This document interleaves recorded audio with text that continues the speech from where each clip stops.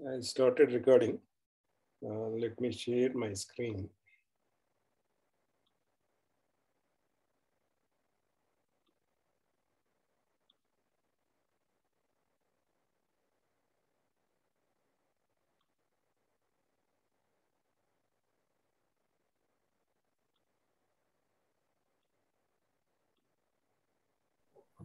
Hi, sir. Sorry to interrupt. Dilip has joined, sir. Just. Okay, ask him whether he is ready.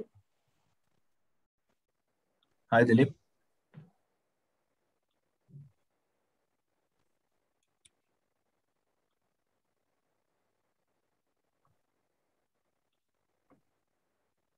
Dilip, you are on the call. Yeah, he is on mute. Dilip, please remove mute.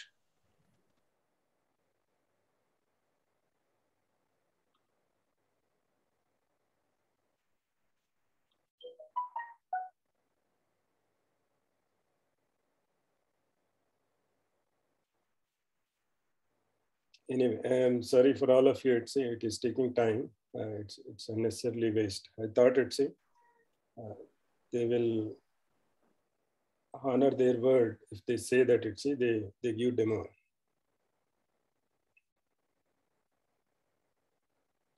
Anyway, he's not responding. We'll come back later. Sir. Yeah. Sir, I have fever, so tomorrow I will give it, sir. You have a team, right? 5-member team. Yes, sir. It's a teamwork. It is not something one person. I understand. You are getting some fever, and I wish you to recover well soon. But you should encourage your team, right? Take the responsibility. It's not one person can do all the things. That's why you are still at only one algorithm. If all of you work, then only it will become a good toolbox for you. Otherwise, with only one algorithm, you'll end up the whole project. So I hope next time, whenever a team is presenting, not one person is presenting, like Dilip. If he get fever or something, it shouldn't stop. Remaining people should come and take the responsibility. But anyway, we'll discuss the today's topics.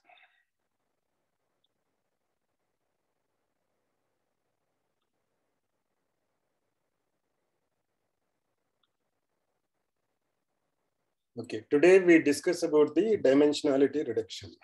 This is one of the unsupervised mechanism again.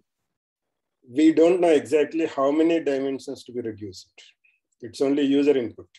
What is the correct correct set of reduced dimensions? So are we losing more information? Are we losing? Based on that, we will see that if you want this much of information to be intact, then these many dimensions required after PCA. But anyway, dimensionality reduction, yesterday we discussed about one of the important applications is the visualization.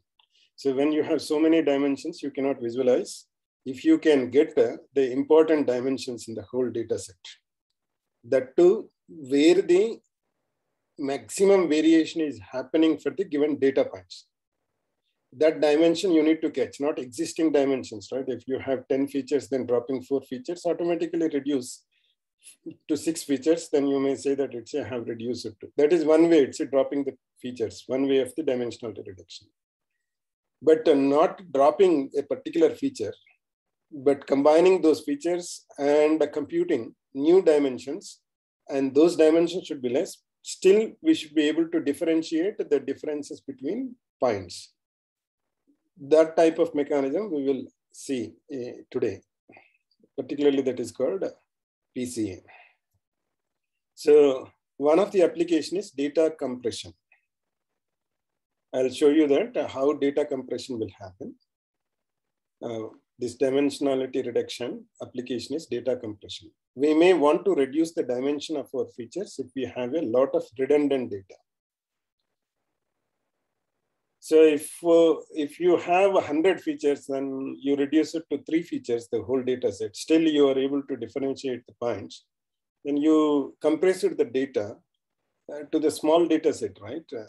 Earlier 100 columns were there. Now you are representing only in 3 columns the entire data. That is one type of the compression.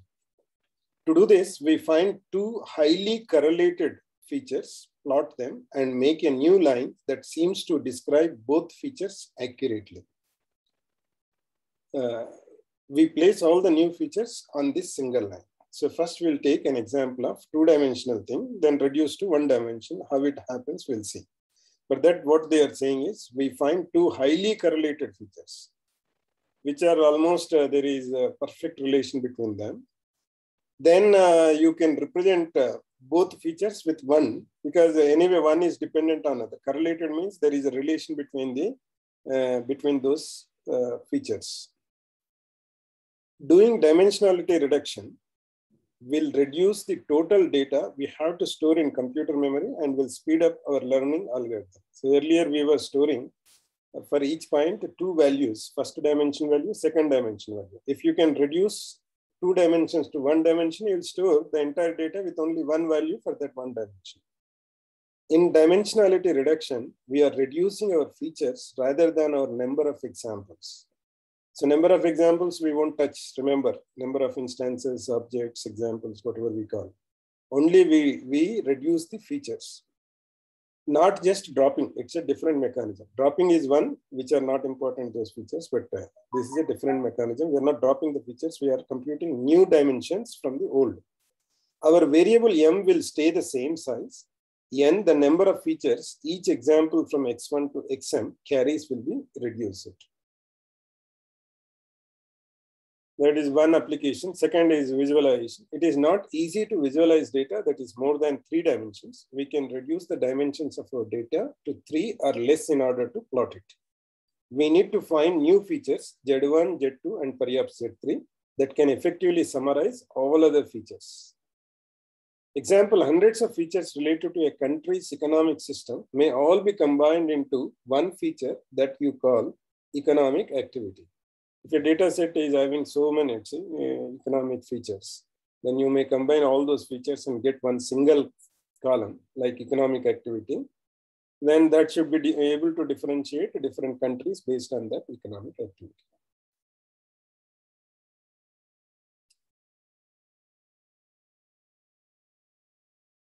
Principal component analysis, problem formulation. So we are formulating this problem now. So before that, I'll show you how this dimensionality reduction is happening here. So if you see, if your points, mathematically we first understand, you have points like this.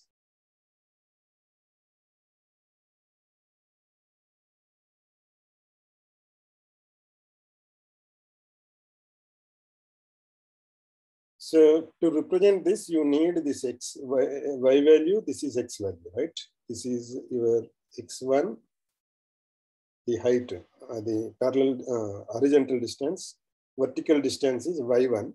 That's why this point, if we want to store, we should store with the two values, x1, y1. Similarly, all these points you need to store with 2 points. So if I transform my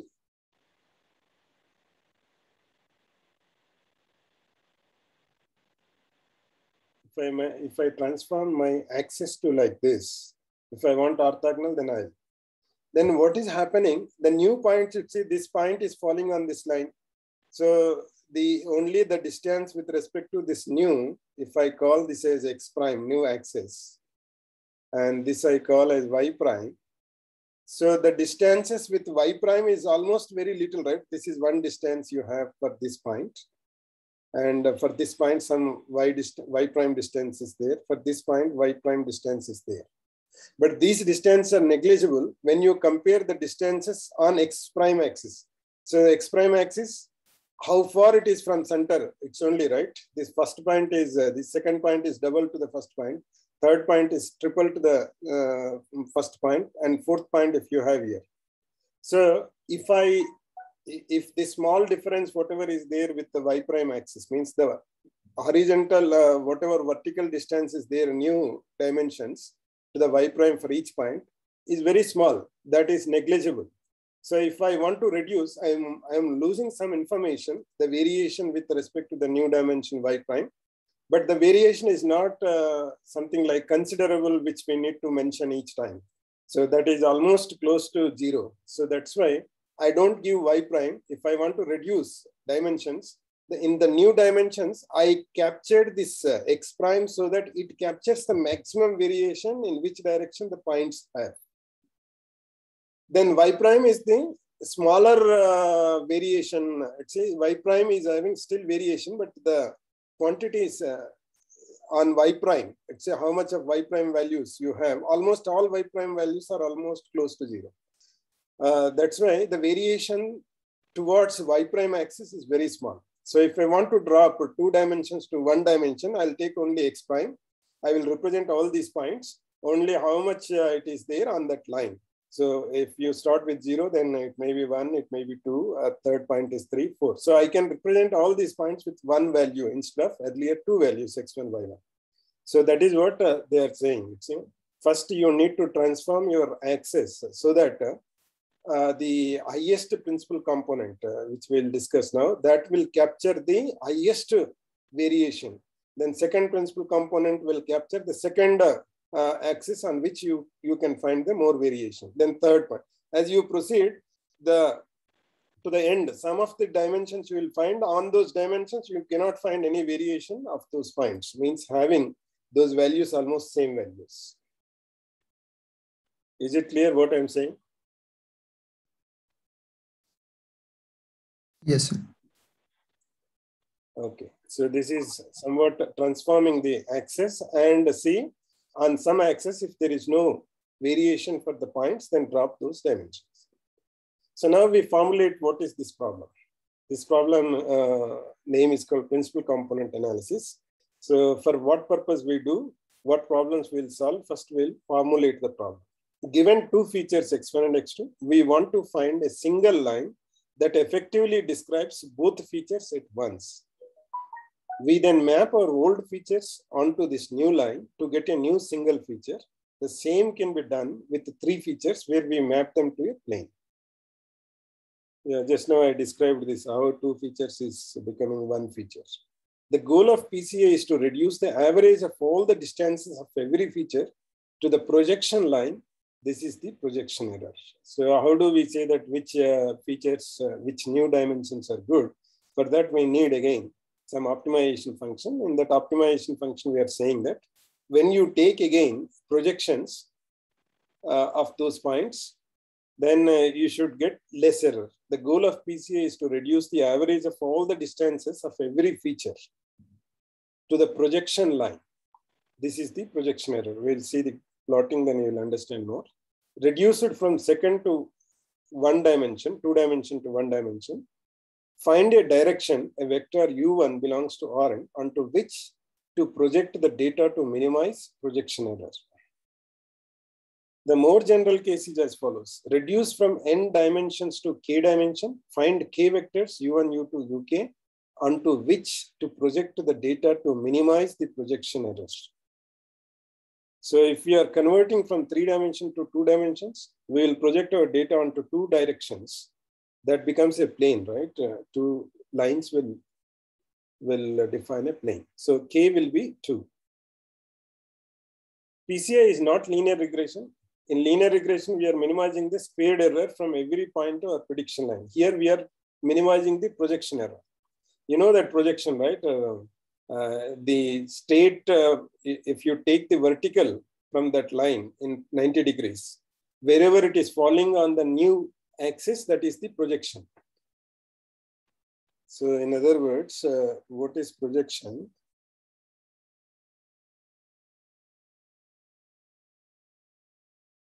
So this point is there. So how do you project this point? So if suppose the point is here, the projection is nothing but onto this axis is this axis is this. The distance, right? You might have done this geometry in intermediate.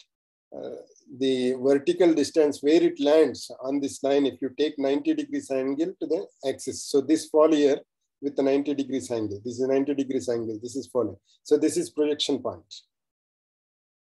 And For this is projection point.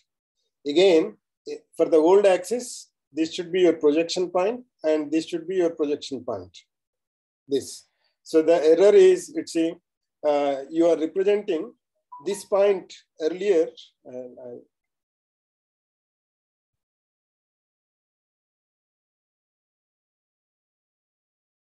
So now you have this point, only one point will take, and you have a new axis. Original projection for this point for x value means x1. This is exactly x1. So you are getting x1 here. The original projection on y for this point is y1. Okay, now you got one dimension, and you are not x prime and y prime. You are not using y prime because y prime variation is less, but x prime in this direction, x prime, this is this much, right? Now on x prime, the projection is this, and this is this action, let's see, for this. So this value is very less, this value, and this value is very high. So you are deciding that drop this dimension because the variation with respect to this is small, but variation with respect to this is more. Now what happens in the new dimension, you are dropping this y prime means you are representing the point with this new point and the new dimensions. But if you want to project, see the point, whether it is there or whether it is here, if you drop the dimension, if you want to use only one dimension to represent, all these points will fall here.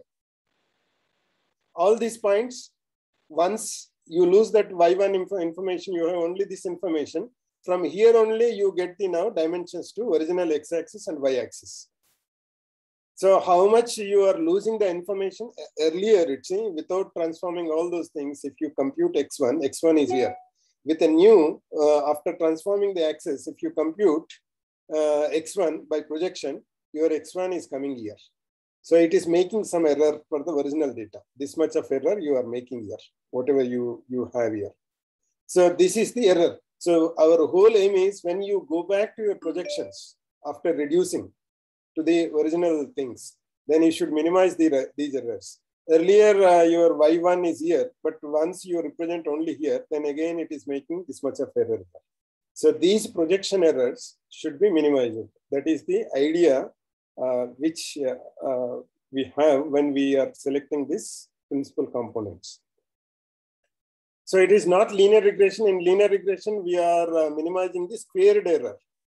We are getting there, see, prediction and original values, but here there is nothing like original values, whatever. Original values are all the features now.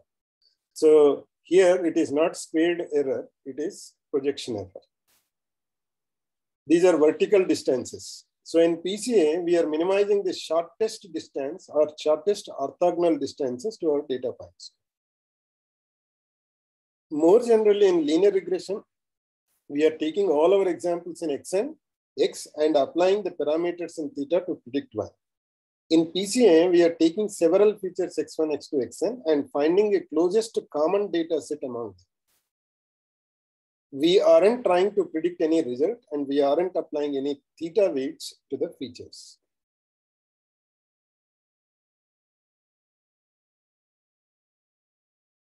Principal component analysis algorithm.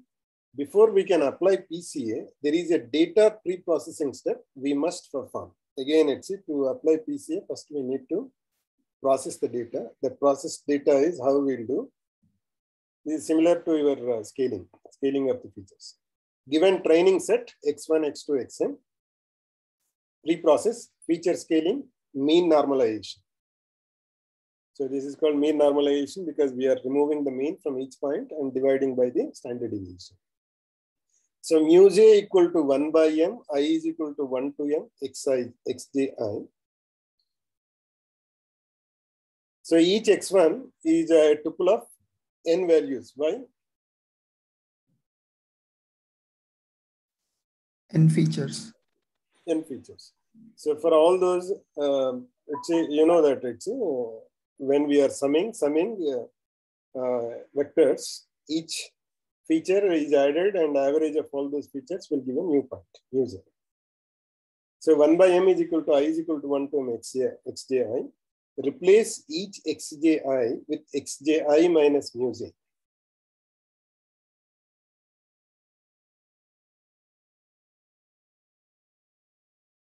If different features on different scales, example x1 equal to size of house, x2 equal to number of bedrooms, scale features to have comparable range of values.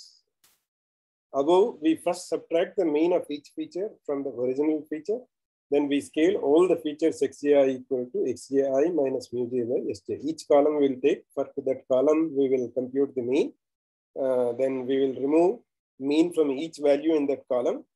Then divided by standard deviation. Sj is the standard deviation for that column. So first we should perform this before getting into the PCA. This is the same feature normalization. It is also called mean normalization because we are removing the mean.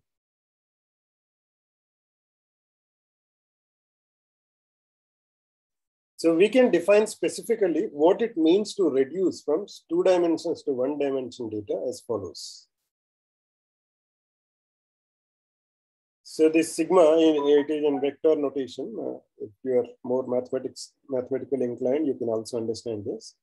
So 1 by m, I is equal to 1 to m, xi transpose.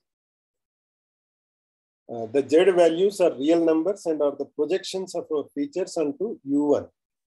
So if you want these projections, then you can also use this vector notation. So the z values are all real numbers. Whatever you are getting, this sigma is also called z here, and are the projections of our features onto u1. So PCA has 2 tasks: figure out u1, uk, and to find z1, z2, zn.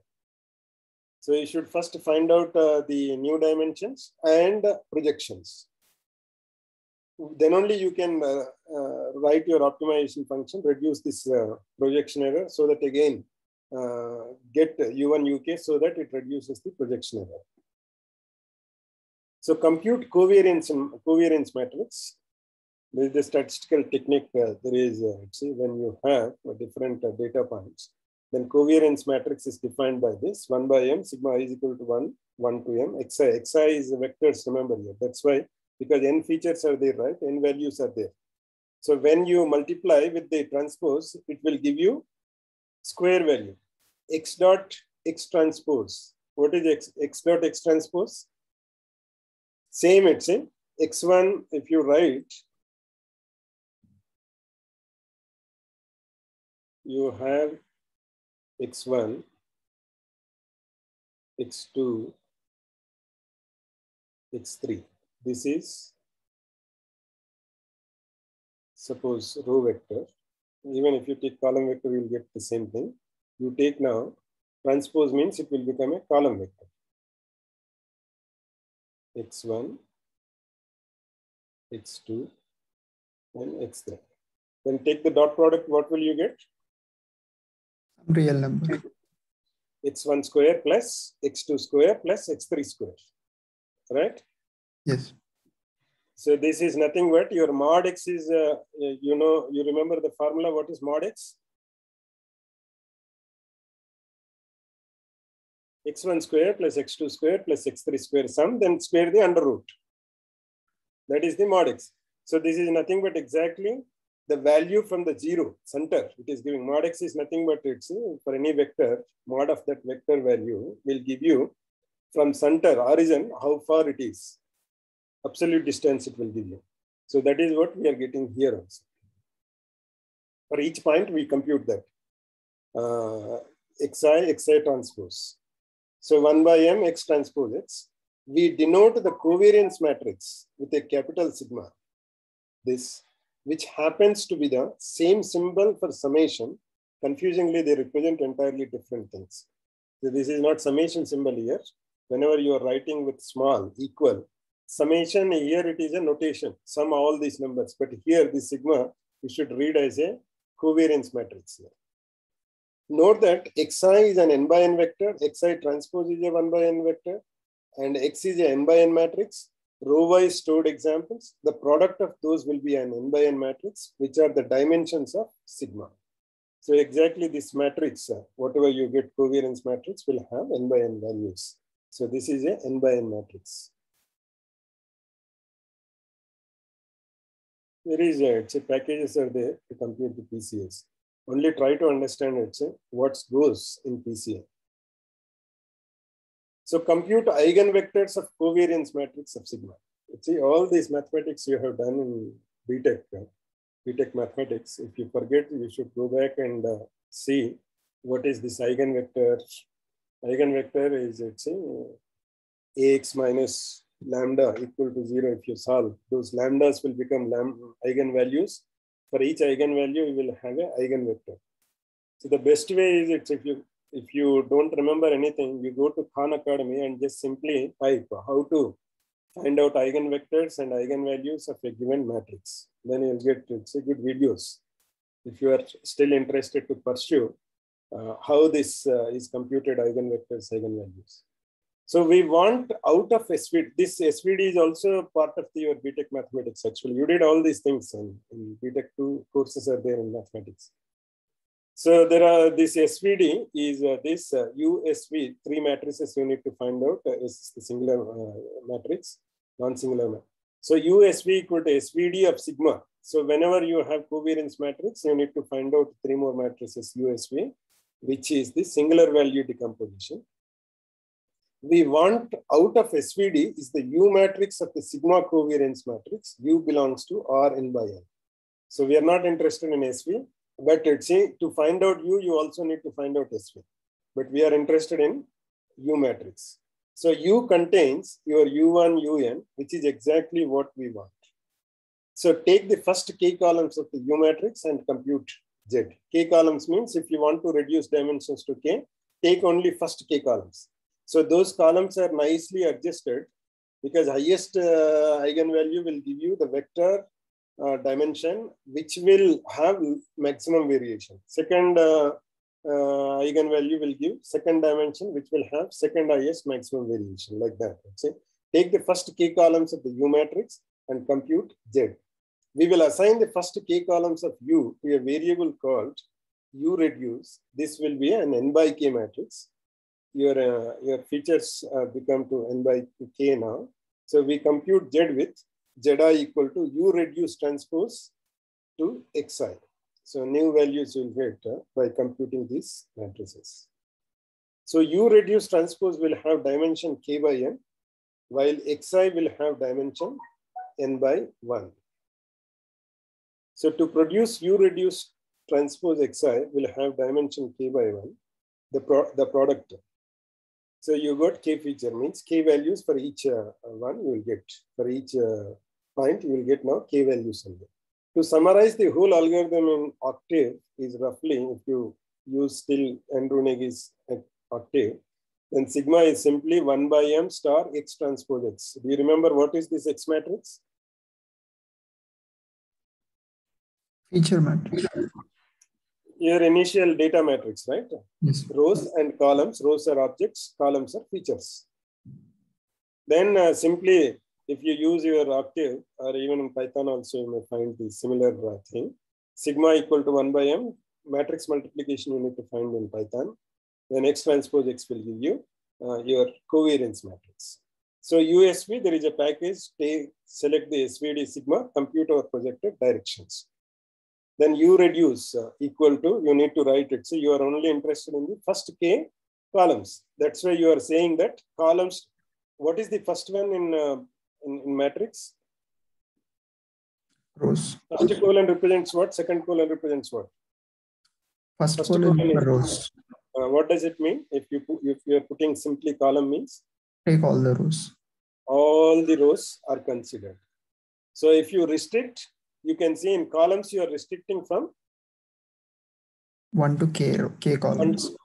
So if you write simply just column, then all columns are included. Then you don't need this because all are included rows and columns. So this you should get it, see, each time. So you are selecting only k columns, then take the first k directions. Then Z matrix, how you are getting X star, U reduce. Compute the projected data points now. So reconstruction from compressed representation. If we use PCA to compress our data, how can we compress our data. So here we have seen earlier compression. After compression, you have only one value with the new dimension. Then you lose some information. This is also called lossy compression. Means when you go back, because we don't know, see, this point has come from which, on this line, every point will be projected this only. And so all these points now lost their second dimensional value. So the first dimension only you have. So you lost all this, how much they vary in this time. So when you go back, you will not construct or you will not get the original points. So some points, even though they differ originally, but they are falling at the same place in the new dimensions or old dimensions, whatever that is. New points in old dimensions. So that's why it is also called lossy compression. So if we use PCA to compress our data, means we are reducing n dimensions to k dimensions. How can we uncompress our data or go back to our original number of features?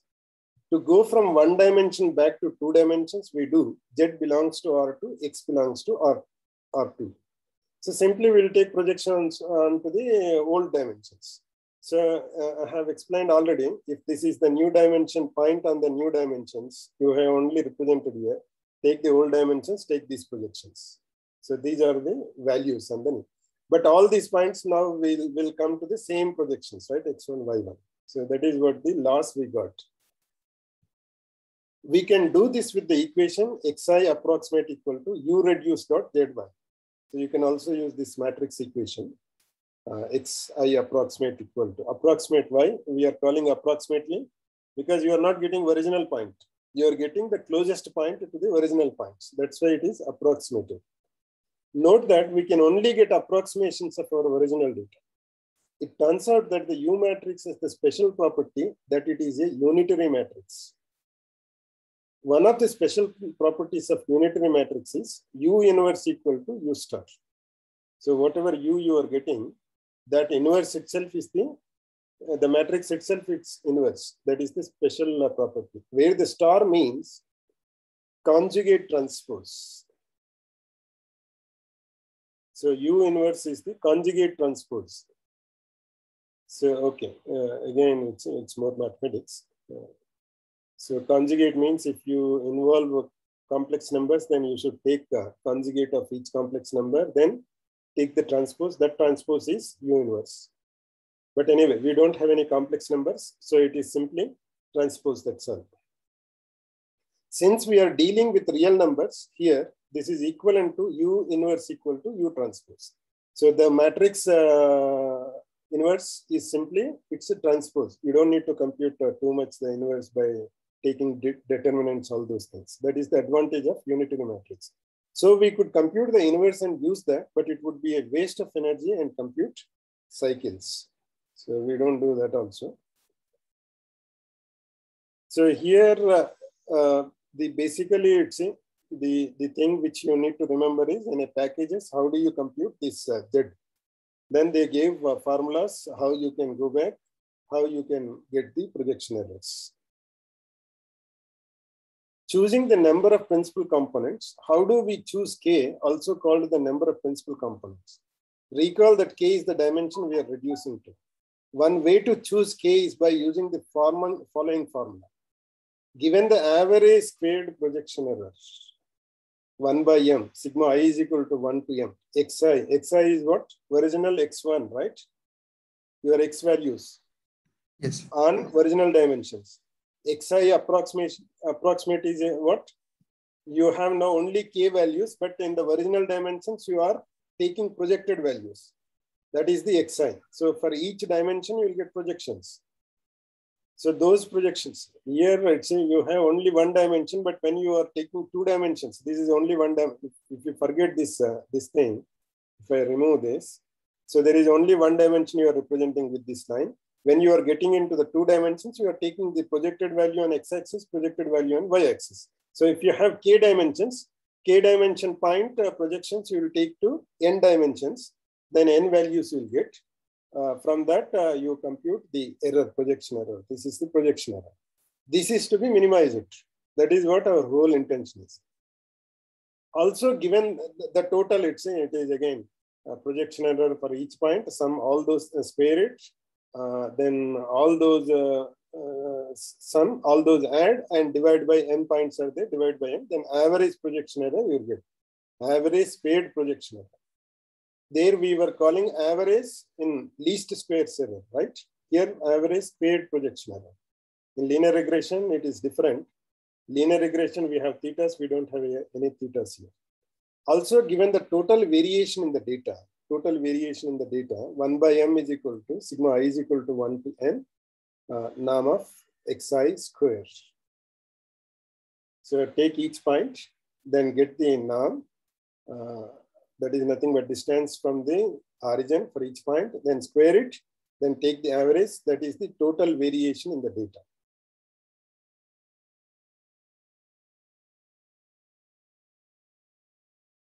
Choose k to be the smallest value such that projection error by total variation should be less than 0.01. This one, again, it is not a standard rule, always k to be selected like that. So if user is not asking how many dimensions to be reduced, then by default, we should select k such that first compute these two values, select k for which that is less than 0.01. So how do you select k? Is it do you need to get whole PCA from the beginning to select k?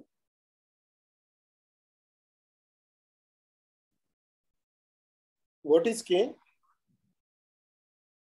Number of dimensions that we want to reduce. That U matrix, right? In U matrix, if you want k dimensions, you will take only k columns, first k columns.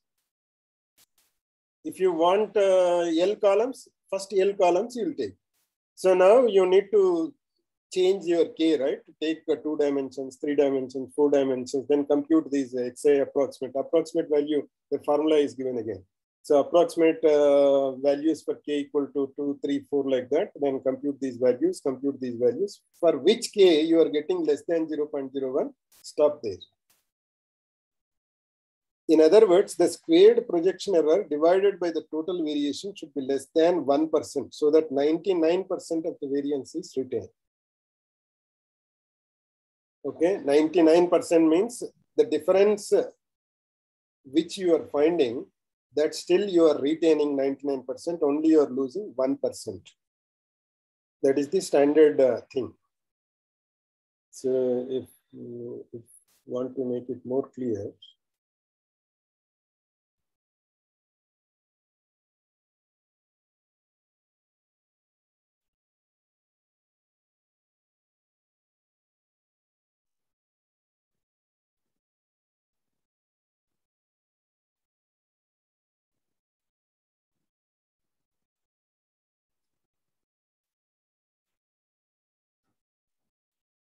you have something like exam marks, right, for each student,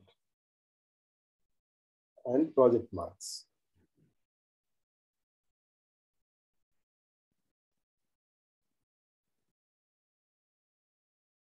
This is first student, exam mark and project mark. Then you take second, exam marks for second student, project marks for second student.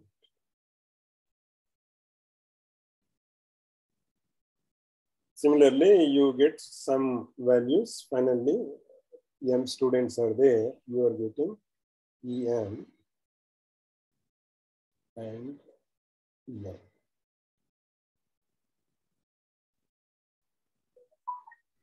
So if I want to differentiate students according to the merit, if all students got same project marks, at least in the same team, they may get same project marks.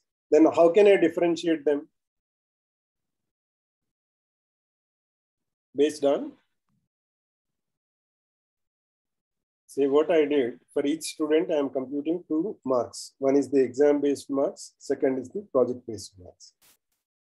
So first student got an exam E1 marks and P1 marks for the project. Second student got E2 marks for exam, P2 marks for project.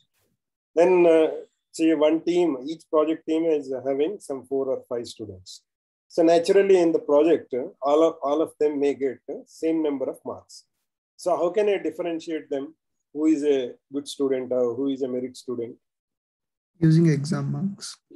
Exam marks means the variation is happening with what? With the exam marks. Exam marks. So if I just store exam marks, still I'm retaining, right? I can differentiate according to merit. Right. So that is what they are saying. It's a 99% variation means still I should be able to identify the merit even after changing those things. In this case, there the variance means whatever the variance is there, the data, that 99% you should be able to retain. Okay, 1% means in the total, let's say 1 or 2 people with small variance is there. But if you are putting into the same bracket, it's okay. But not 99% losing. 1% losing that variance is okay, but you should retain 99%. That is what it is told. So if I put again quiz marks, then we need to see that it's a whether only taking examination marks can I get exactly, can I order them again according to the merit, or do I need quiz marks also? So if examination is only one question, suppose, and it is a standard question, then all of you write it the same answer. Then quiz will have multiple choice, then people may make many mistakes there. Then quiz is the more, but taking only quiz, again, it's some people will put randomly in quiz, all of them will get the same marks. Then I also need, how do they express when they write exam marks?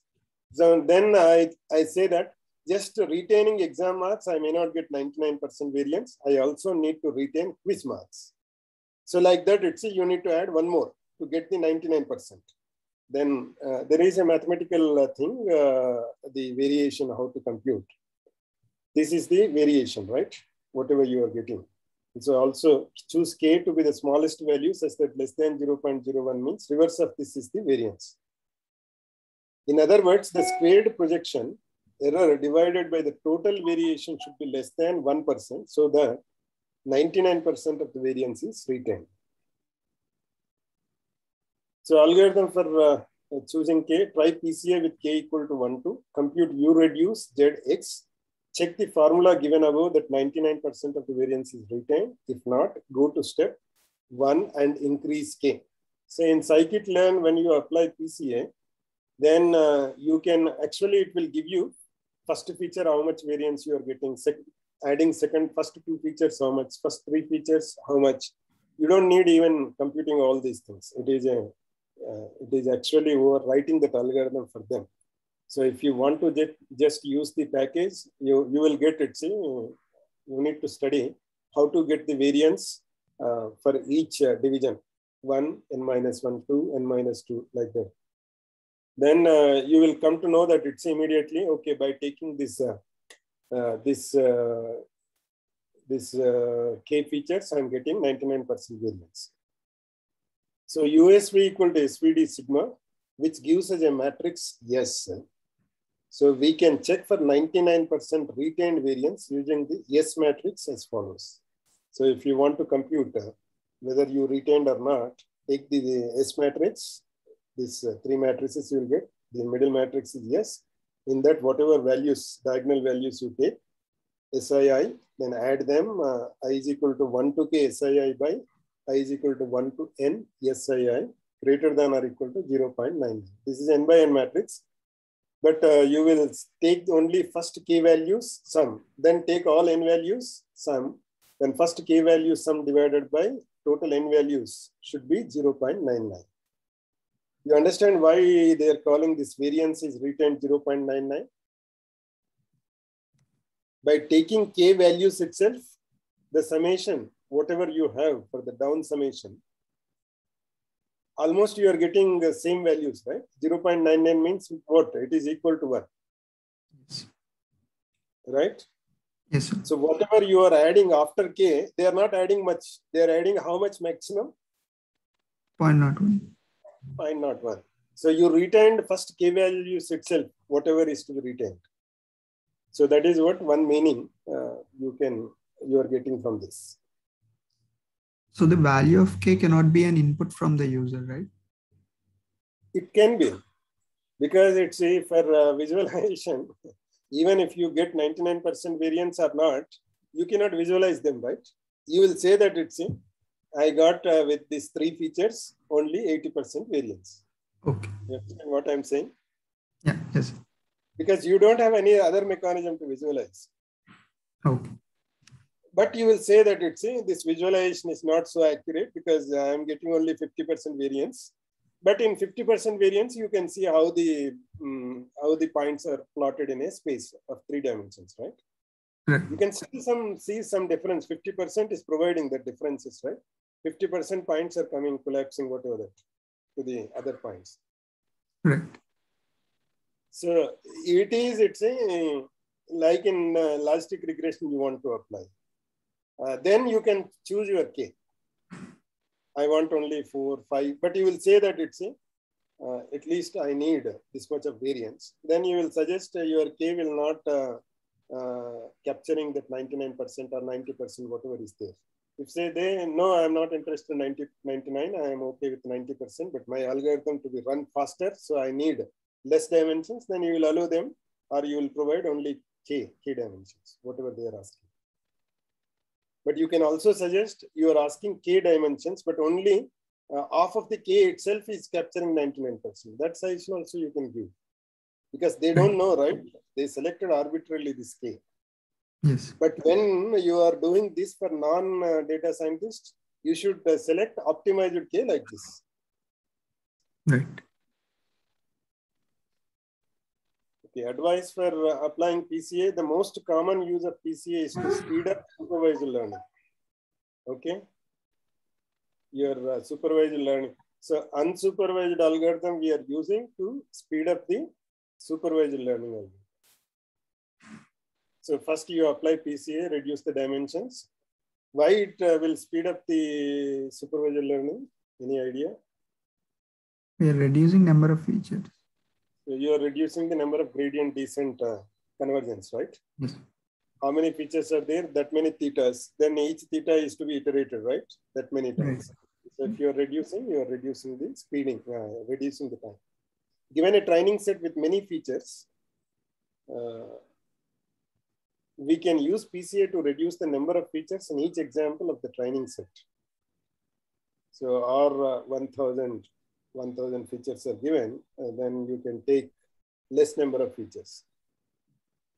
See the algorithms, whatever they use for search algorithms, Google or Bing of Microsoft, they will have 30,000 features, something like it, see, to get the most appropriate search query for that answer for any search query. So there it becomes, we are, for the examples, we are taking 3-4 features, but it's in real life, the complex algorithms, they will have thousands of features. There, this PCA is very much important. Note that we should define the PCA reduction from Xi to Zi only on the training set and not on the cross-validation or test sets.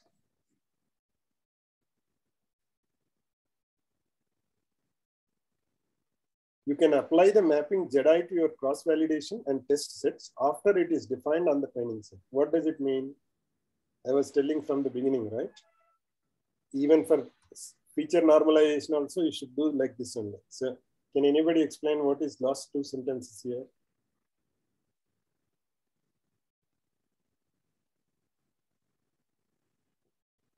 What are you computing to get the PCA? From where you are getting those K dimensions? Training set. Training. But the matrix, what matrix you are computing from the training matrix? That U matrix you are computing, right? From the U only, K columns are your dimensions, K dimensions, right? Yes. Once you compute the U matrix, don't compute U matrix for the entire data set. First, you need to split training, validation, and test. Whatever U matrix you will get for training, that U matrix only you should use for test and validation set. Right. Is it clear what I'm saying? Normalization also, whatever mu and SI you will get for training data set, that only you should use those mu I and SI only. You shouldn't compute again mu I, SI differently. Yes. And they are also not to be included in the training data set. Both you should keep in your mind, because we are going to predict the new instances, right? So now when we predict on new instances, we want to study how our algorithm will work. If you use test data set to compute this mu or mean, standard deviation or U matrix, what is happening? For the completely new instances, you don't use. For testing purpose, you are using them. Means you don't get the accurate answer. How does it work on a completely new instances? That's why they should keep aside validation set, new this test set. Parameters, whatever you are computing to PCA or normalization, to be computed only on training data set. That transformation only we should use for test and validation set. That is the meaning of this. Note that we should define the PCA reduction from Xi to Zi only on the training set and not on the cross validation or test sets. You can apply the mapping Zi. If you don't apply this again, the transformation, then you won't get correct result. So you should apply the same transformation for the test and validation set, then see how our algorithm is working. So you can apply the mapping Zi to your cross validation and test sets after it is defined on the training set. Okay, applications, compressions, reduce space of data. Compressions, you understand, right? Now, if you have only k dimensions, m by n matrix will become how much your data now? M by k matrix. So you reduce it, right? Your data. Storage will become less right now. Yes. So this is a lossy compression. Again, means you won't get the original data. You have approximation data only you'll get. So most of the videos and images that take the lossy compression most of the times. When you compress, you lose some of the information. That's why when you go back, when you extract, you may not get that clarity. But most of the documents compression, all those things, they use a different thing. I think algorithms too covers that, right? LZW compression, and all of you did algorithms 2 course, right? String. After strings, compression algorithms you have studied there. What compression algorithms you have studied there? Huffman coding. Huffman code is one. Huffman coding is one. LZW is also there, right? They will see that how many times the same letter is repeating, something like that. Yes. So those compressions are not lossy compressions. They are. You can get back the original data as it is. Yes. But this type of compression is mostly used in videos. So that's why when you compress and when you extract, your video quality will go. Means you are only getting the approximated things when you are extracting. So the quality will go for images also. So there they use this PCA compression. Because it's in images, videos, even if you take that, that will not reduce too much. That LZW, Huffman encoding, all those things. Only this will reduce. Still, you will get the reasonably good picture. You can think that it's something like HD versus non-HD. So how much of difference will be there? Unless you show HD, people still feel they are watching good quality only, right? Most of the times. But only if you show HD, then they will find the difference. Otherwise, for watching purpose, they don't feel that distraction. Okay, this quality is not good. I'm unable to understand. That won't. So that is the difference. You may get the more fine quality, but still you are able to get. So if your aim is to compress, still retain the maximum information what you can, that is enough. Suffice, then you can use this compression. Reduce space of data. Both are same, right? If you compress, then the space what is required is less. So reduce space of data. Speed of algorithm. This is reducing the number of features, then automatically your complexity of algorithm will reduce.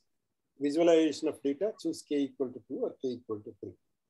Those are the applications. Bad use of PCA trying to prevent overfitting. So PCA will not prevent the overfit. What will prevent the overfit? Regularization. Regularization.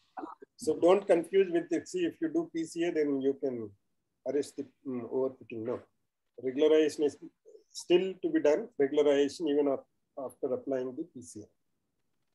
We might think that reducing the features with PCA would be an effective way to address overfitting. It might work, but is not recommended because it does not consider the values of our results Y. So that is the problem here. Using just regularization will be at least as effective. Don't assume you need to do PCA for overfitting. Try your full machine learning algorithm without PCA first, then use PCA if you find that you need it. Okay. So don't try in the beginning itself your algorithm with PCA. Then use PCA if you find that you need it. Means, say, if you have 10 features, 20 features, then you don't need PCA. So actually you need to see that whether you require PCA or not. One way is run and see that if it is taking too much of time or you're not getting good results. Then you can try, but it is not the first shot. You should try to get a more accurate result. You can also try this, but as a last resort. If it works, fine. Otherwise, you can just leave it. Yeah, somebody is asking something. Sir, can you elaborate on this sentence? Because using this PCA, we are reducing the number of features, but he has given an explanation that it won't solve the overfitting. It might not work. It is, but it is not recommended because it does not consider the values of our results. Can you elaborate that sentence? PCA, how you are computing, this is only on the data set, right? Right. You are not considering how Y will change according to your information. Even you are losing small information here. Yes. That small information may affect too much in Y. That we are not considering. Okay. Sometimes it's like in chemistry, the titration points. Even after that, it will change the color, right? Yes. So before that and after that, how much of difference is there? So like grades, suppose A grade. So 84 and 85. That small variance PCA may ignore, but when you are assigning the grades, that small variance is changing the whole grade, right? For the student. Right. So that you are not considering. That's why you may be thinking that the information which you are neglecting may not be that important, but that is in supervised. See, when unsupervised, only the interest is reducing the feature, that's okay. But reducing the feature and using that to compute some logistic regression or linear regression, yes, you haven't considered it all Y. So that's why it is not that recommended. That is what it is said. Yeah, understood. Reducing features, I have discussed it. See, there is other method of reducing features. Even L2 regularization also will give you how to reduce the features so that it's which will have your theta values very small, those can be removed. In stats model, they will give you directly what are the impact of the feature, whichever features have lowest impact, means T values. They can be retained, high T values can be removed. Something like that, it's.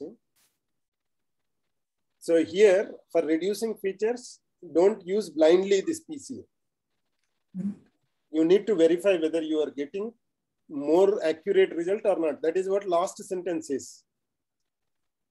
Try your full machine learning algorithm without PCA first, then use PCA if you find that you need it. So first use, to reduce the complexity means speed up, you can do this.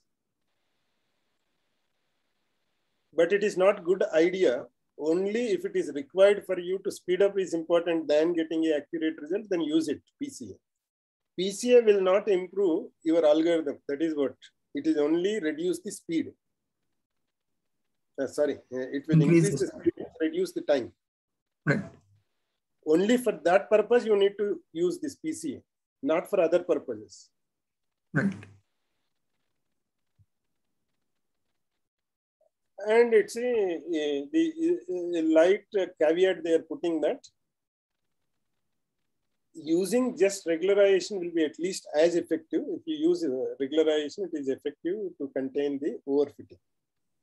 Right. But he is not ruling out completely.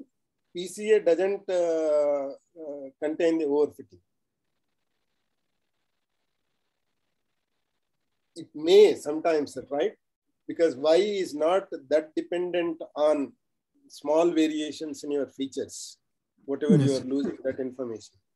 Still, it may work because you reduce it. Reducing the features is also one of the arresting the overfitting. So in that case, it may work. So that small caveat is there, right? It's not saying completely it won't reduce, but most of the times it is not treated for reducing the overfitting. For overfitting, the best thing is the regularization. Right. Okay. So this completes the discussion of the dimensionality reduction. I think you asked yesterday, what are the applications? These are the applications for the dimensionality reduction. Unsupervised algorithm, because we don't have anything, right, to compare whether we are getting correct result or not. Yes. We are saying that it's a 99% variance.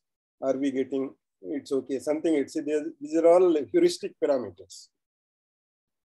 There's nothing like it. See, somebody may say 98% is also okay. Then we don't have any answer. Which is best, which is not, it's those things. Okay, I'll stop it here. And I don't know, anybody is ready for demo, then they can. Otherwise, this class is complete here. People who have some other work or study, they can leave. And I'll be here another 5 minutes to answer any queries regarding project or today's discussion or any discussion we had till today. If there is no demo, I have one doubt. I can. Yes.